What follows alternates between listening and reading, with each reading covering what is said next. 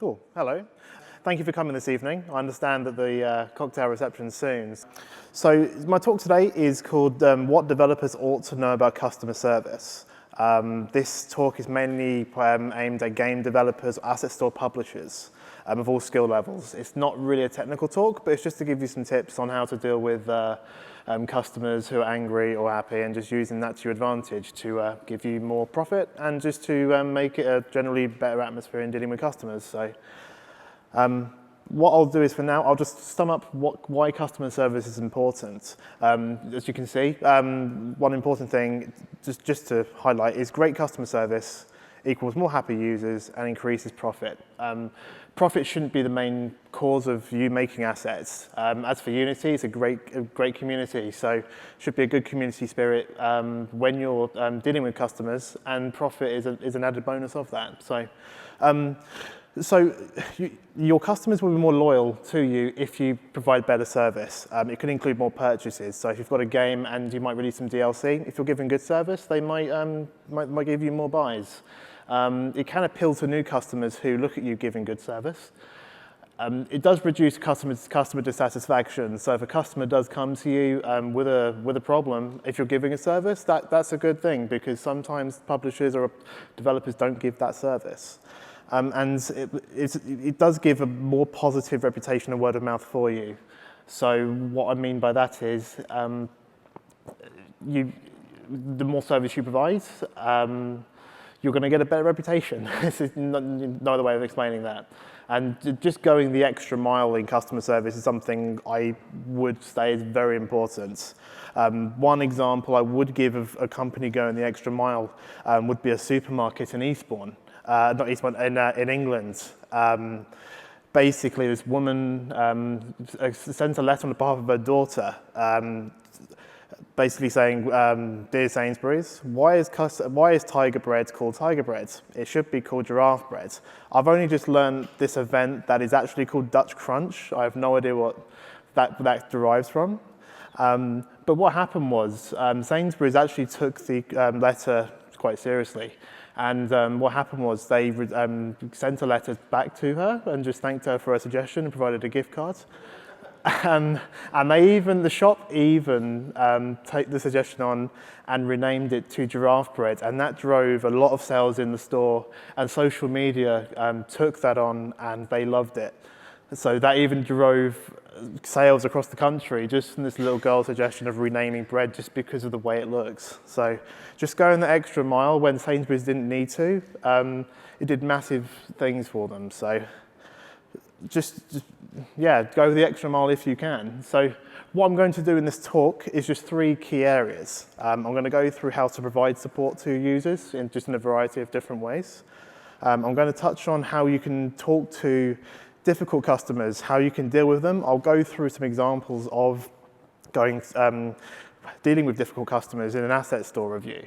And lastly, I'll just touch briefly on using feedback to your advantage. So just how you get that feedback and what you can do with it just to improve your sales and your product overall. But just before I start with those, I'll give a brief introduction about myself. So I'm Thomas Richards, or otherwise known as Tom. I am a customer service engineer in Free Support based in Brighton. Just to give a quick outline on that. So Free Support is a team of 6 at the moment currently in Brighton in England. We deal with non-technical queries such as licenses, asset store problems, legal issues, and accounts. So if you've ever emailed Free Support about an activation problem, you've more than likely spoken to me at some point. And I hope I've helped as best as I can. So what I've brought to Unity is 9 years experience of providing customer service and complaint handling within the motor insurance industry. I've also dealt with complaints on behalf of the local government, and I've worked in retail as well. So that's just a bit about me. So firstly, I would just like to touch on providing support. What I did was, about a month ago, I issued a survey on a lot of subreddits and Discord servers, and even on the Google publisher group on there, and they provided me some excellent results. So thank you for those who provided those responses to me. So just out quickly, these are the 8 key areas, or 8 things that people gave back to me. So I'll just touch on these very quickly. So firstly is email. Email is obviously the most popular and easy to use thing. I won't even spend too much time on this, but as you know, it's an easy way to relay information, and it could provide attachments to you. One thing that a lot of publishers don't do, I've noticed, is that they always use like a personal email account, which could be something they made when they were like 12 or 13 trying to be cool, like Skater Boy at AOL or something. Like, I would honestly suggest just make a professional account to do that, because it does reap its benefits in that you do have a more professional look when you're dealing with your customers. Secondly is social media. It's a relatively new way of providing customer service. It's a quick way for customers to access, just because of the amount of platforms available. It's good for quick and simple queries only, but one thing I must highlight is that it's highly prone to complaints. What I mean by that is that you could, for example, deal with a user about a simple query, and they might not like the answer you give. And in a public domain, it can pretty much kick off, and that could give detrimental effects to the way you look towards other people. So I would honestly suggest just trying to make it quick and simple. If it does then turn sour, then just take it outside of the public realm and just use another alternative. But social media does have its benefits in some case. And the third one is forums. It does allow open discussion, so users can help other users. So that's not a way to make people do support on your behalf, but if, say for example, as I put here, using popular forums, you could have your own thread. There's an excellent sub-forum on our Unity forums for asset store publishers who can post their asset, and then other users can chime in with their suggestions on how to help out. So you could just make your own thread on there and just advertise what your asset does and support people in there if they need to. And active threads can be through free advertising. So potential customers, if they see you active on your thread, then that can only be good, because they can see that you're clearly helping people, so they're more likely to buy from you. The next one is instant messenger. They're very great for screen shares. So for example, Skype, if you wanted to see a workflow of a user and how they're using your asset, you could just do a quick screen share and see what they're doing. They're great if you need to speak to a user quickly in one session. So what I mean by that is, if you're speaking to it via email and it's taking day after day to get process going, maybe just initiate a quick instant messenger chat and just talk to each other, because that could just take a lot of time off you. But as one thing I would point out is, don't try and use this as a core service. So don't only use instant messenger, because you're going to be getting messages all hours of the day and overnight, and that's the last thing you need to do. So just try and use that when you can, but don't advertise it too much. One next thing, IRC, is actually still a thing in 2016. We have an excellent channel on Freenode for Unity 3D. I use it personally to chat to a lot of co-workers and popular asset store publishers and developers of Unity, just to get an idea on what's going on in their current way of life, and just talking about Unity in general. One quick thing I wanted to ask, does anyone here use Discord? Only a few, okay. Because this started about 18 months ago, and it's already reached about 11 million people, which is a lot of people in a short amount of time. For those who don't know what Discord is, it's basically like I wouldn't say a cloud-based hosting chat room, but you can just literally use their platform. It's completely free. You can host your own chat room. People can join it through a web link or using the application. So the two main ones that I frequent are the Game Developer League and Unity Developer Hub. There are publishers on there that talk to each other and giving each other advice on how to make their asset better and how to talk to their customers. And even users will just go in there and find the publisher or developer they need to talk to and do that. But one thing you could do is just host your own server and just give them the link and have all your users in one chat room, because you can join as many chats as you like. But just don't be afraid to mingle, because your reputation will increase as you talk to your users, and users do talk to each other. So if a user will just compliment on the way you handled a complaint or a query, that will be spread, and that will only bring good results to you. And The last one from this section is a good ticketing system, because one of the main, from the results I got, is that people assume it's a paid service, but it's not. You can get good ticketing systems free of charge through Zendesk or Freshdesk. While it's only a one-user thing, it works as well as a professional one or a paid account system. So what you could do is consolidate all your support avenues into one. So for example, you can have, if you get an email in or an IM, you could just tell your user to go through the ticketing network, so all your queries are in one place.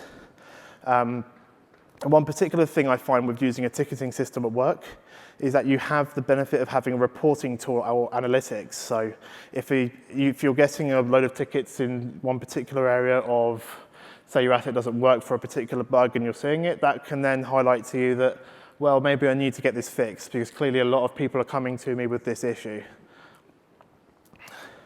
So what you can do with support is you can issue what's called a deflective support system. So you can host your own written support to prevent them coming to you if you're not available. It's a way for users to solve their own problems without taking your time. It's definitely not a way of you being lazy, but if a user can refer to written documentation, then they can, as I said, it just takes time off you.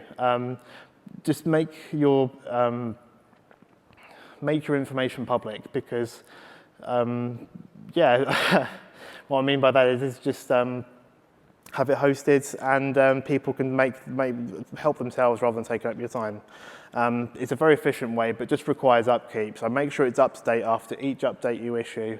If you're doing a major patch, just keep it up to date, because if you don't do that, you're going to get more people coming to you with issues. So two examples of deflective support is hosting your own knowledge base. So you could have the most frequently asked questions you're given, and you can outline processes on there.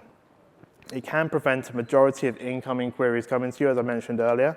But as I said, just keep this up to date, because you will get more problems if that knowledge base isn't up to date. And much like a ticketing system, there are many free versions of knowledge bases you can host yourself on your own web server. So. Oh, that's the wrong button, sorry. The second one is documentation. It's mandatory on the asset store for a reason, because a lot of asset store publishers from other websites don't host documentation that are outside the asset store, which obviously does lead to problems. If you keep your documentation more detailed, it's going to prevent much lower queries coming to you. But just remember to update those after each patch. And what you could do is, at the bottom or somewhere really clear in your documentation, just advise the user where you can be reached if they need support with their product.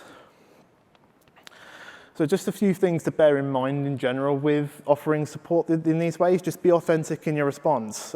Just don't be fake. Just respect the user. They've invested money into your product and think that's going to help them with their product, whether they're a 13-year-old kid at school, someone doing their master's degree, or someone in like a massive, like a major company. They think your asset's great, so just respect that they think your tool's done the job, but they need help with it. And just be forgiven of their mistakes for that, and remove anger from your responses. And most importantly, just be positive. Positivity in your responses is great, and just being negative can just spark a complaint or just getting things unnecessarily bad, so just avoid doing that. The next section I was going to cover was the difficult customers. We all have difficult customers. I get difficult customers. There's no way you can run a business or have your asset hosted without having difficult customers. What I'll go through quickly is just some examples of how conflict can arise from going through with them. So misunderstandings are a major one. So if I take an example of the Unity Asset Store, a user could see an asset doing one thing, whereas they might think it does something. You might have it. So what I mean is you have it hosted in some way that does one thing, but they'll buy it and think it does something else.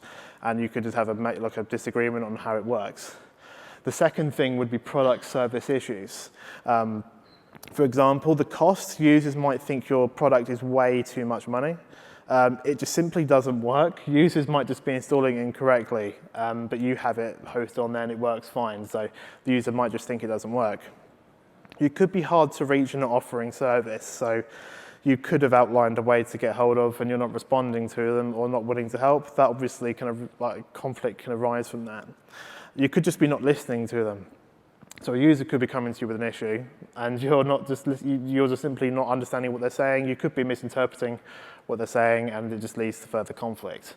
And empty promises is a big one that I see amongst the community, is that you could be promising a feature to come out and that's not happening. So you could be releasing like a major version and you might be 3 days late, but if you've made that promise to a person, someone will likely take that to heart and just get really angry about it. So just I wouldn't say make promises, but just kind of keep it open-ended. So if you're going to release something, only say you're going to release it if you're actually going to. And the last point here are personal differences. Some people are just going to be personal to you if they're not happy with you, and it can get really ugly. Ooh, wrong one. So what I'm going to do now is just touch on an example of an asset store review. I will insist that this is definitely made up. This isn't one I've just taken from the store and put on here because that's very unfair. So this is like a general query we get sometimes in free support. So this is an example. So I'm very tired of wasting hours trying to fix this asset that is clearly broken. It is not working as advertised and I'm shocked that it's ever got through the review process. Unless I get some help with this, I'll be asking for a refund. So what I'll do now is just go through an example of a bad response, i.e. something you should not do. So here is one I've made up. As again, it's an entirely fictional scenario. So I'll just read this quickly. So obviously this is down to user error with no experience with Unity.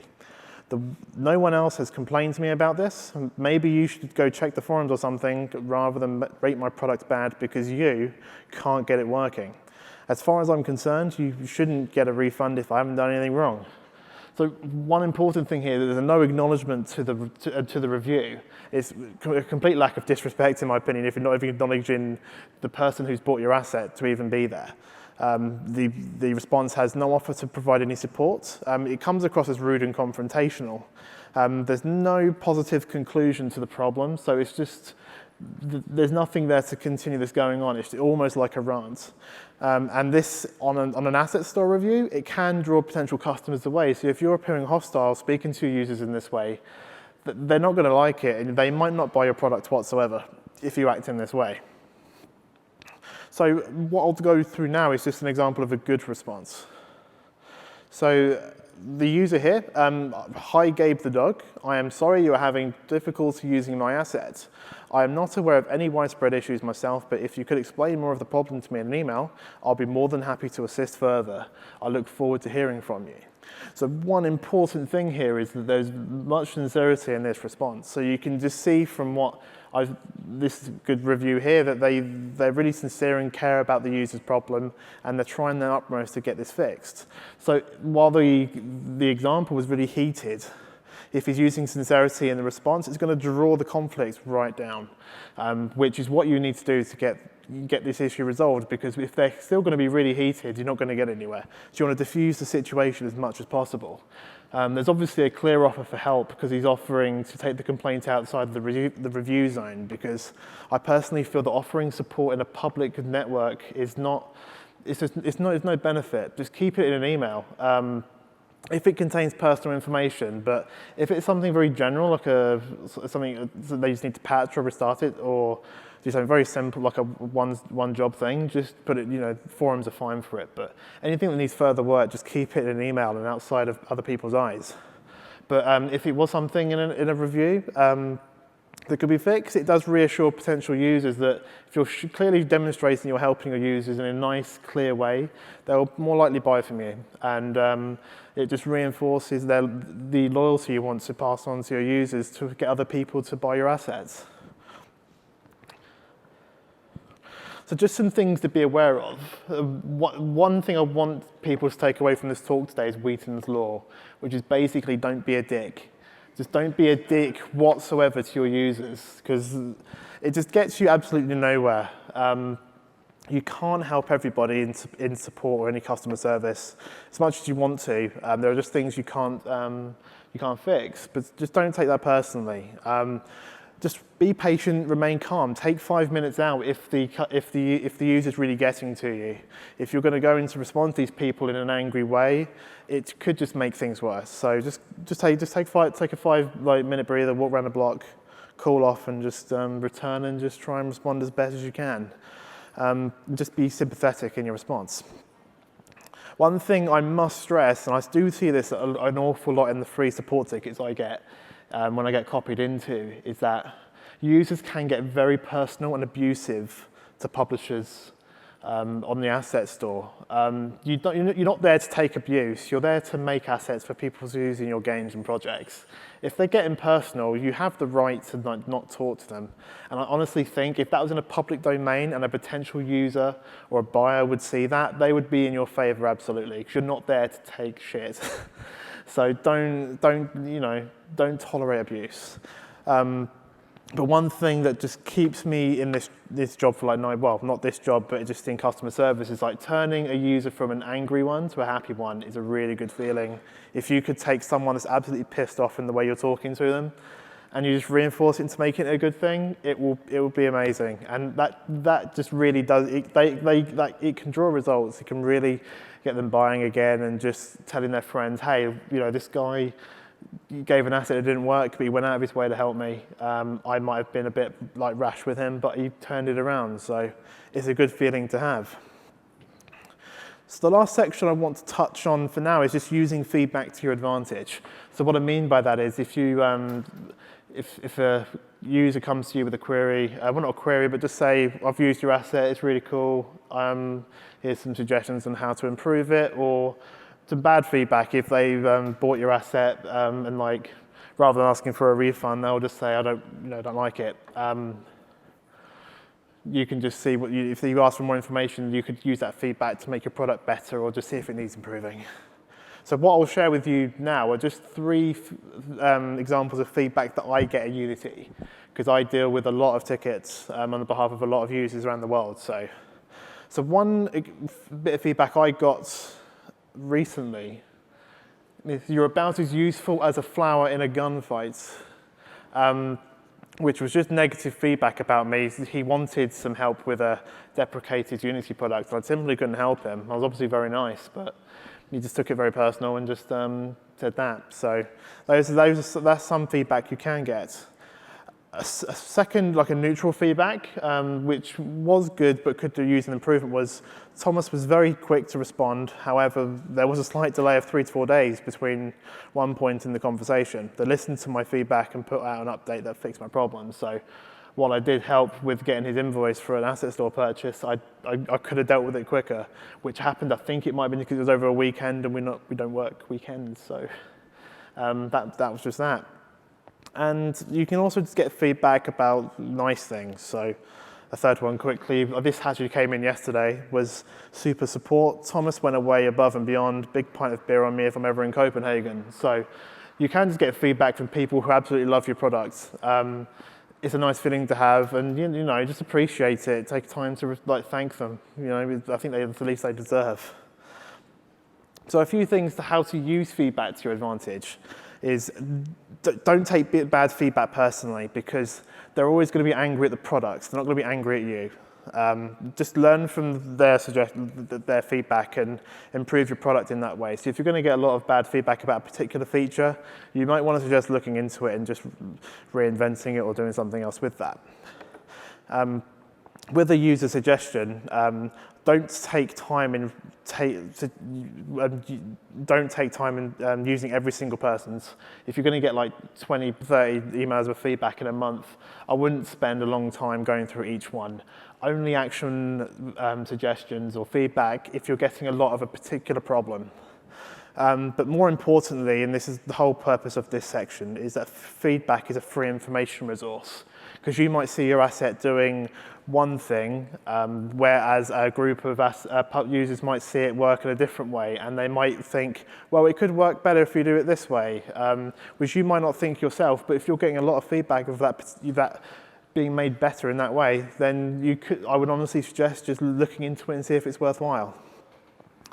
So with this section, I also put forward to the asset store publishers who answered my questionnaire, just this question, like how do you use feedback in your day-to-day roles? And these are people who are one-man people in their bedroom, like at college, or these are people working in organizations. So 3 examples I just wanted to share on how they use feedback. So this person says it's always appreciated. Often we're able to incorporate that feedback pretty quickly. When the feedback is unrealistic or not following a direction we'd like to go, I'll try to explain our point of view and ask for their thoughts. And the second, and probably my favorite one, it keeps it very short and sweet, which is talk it over with the team. Feedback and suggestions are a dev's lifeblood. So this person literally values feedback so much that it drives them to continue developing their product just because the feedback they give is so important to them. Because they obviously see the asset in a different way from how the developer sees it in a different way from how the users do. And the last bit of feedback I received, we always try to include every suggestion. We're very fortunate to receive this kind of feedback since it means the asset is valued enough for a customer to invest time in sending us their opinions. And the opinion of one brave developer may be in the heads of 100 developers. So every opinion counts to us. So yeah, just use the feedback you receive. Don't leave it in your inbox trail. Don't leave it as like a tweet unread or something or a DM. Just every bit of feedback, just read through it. If you're getting a lot of it of a particular thing, that really should reinforce that you might want to reconsider how your asset performs. So lastly, just to sum up of what I've said overall over the last 25 minutes, is offer support in the way that works best for you and your user.